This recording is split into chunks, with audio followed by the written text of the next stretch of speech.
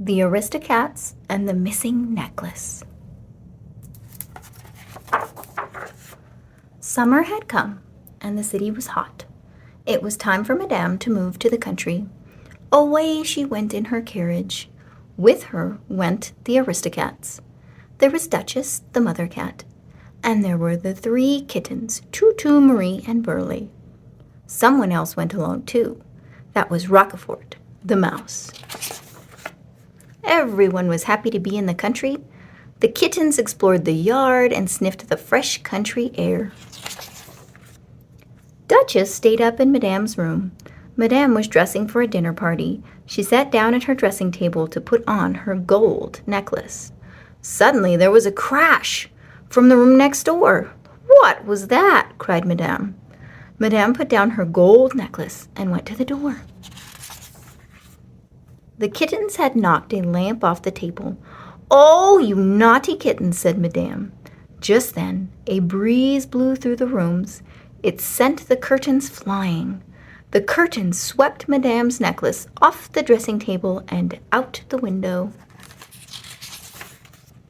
As the necklace fell from the window, the Goose sisters walked by. Swish! The gold necklace landed around the neck of Miss Amelia Goose. "Why, Amelia, what a lovely necklace," said her sister Amanda. "Necklace? What necklace?" said Amelia. So the geese set off for Mirror Pond, so Miss Amelia could see the necklace. Back in the house, Madame was scolding the kittens. "No dinner for you tonight," she said, "and you'll spend the night in the kitchen." Poor Tutu, Marie, and Burley. They were very unhappy to be shut up in the kitchen. Duchess followed Madame back to her room. Madame had to finish dressing. Madame went to put on her necklace. It was gone. "Have you seen my necklace, Duchess?" cried Madame.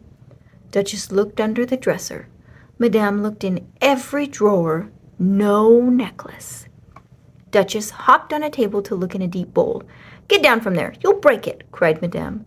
"Oh, I've had it with cats for today." Madame shooed Duchess off to the kitchen.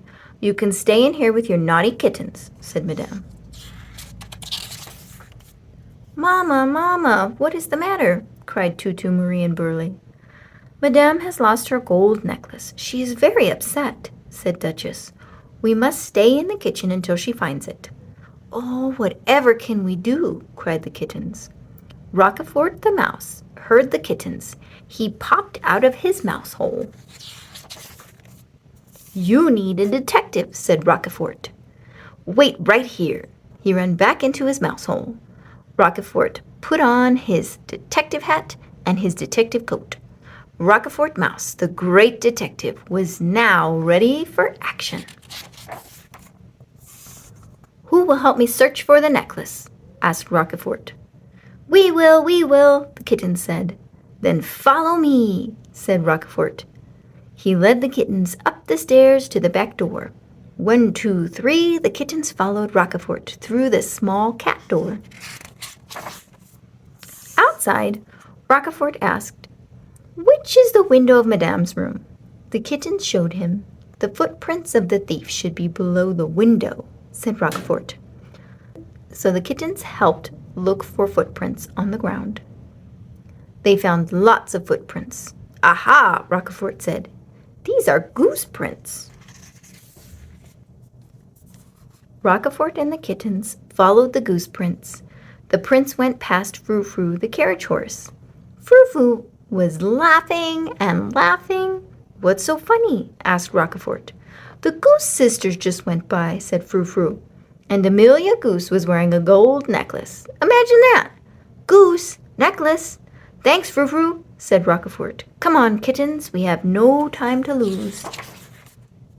They followed the goose prints to the edge of the woods, but there the prints disappeared. "What do we do now?" cried the kittens. "Let me think," said Roquefort. Just then, 2 dogs came out of the woods. They were laughing and laughing. "What's so funny?" asked Roquefort. "We just met 2 geese on the path to the pond," said one of the dogs. "One goose was wearing a gold necklace," said the other dog. "Imagine that! Goose, necklace. "Thanks, fellows," said Roquefort. "Quick, kittens, follow me." And off they ran. The Goose Sisters had just reached Mirror Pond.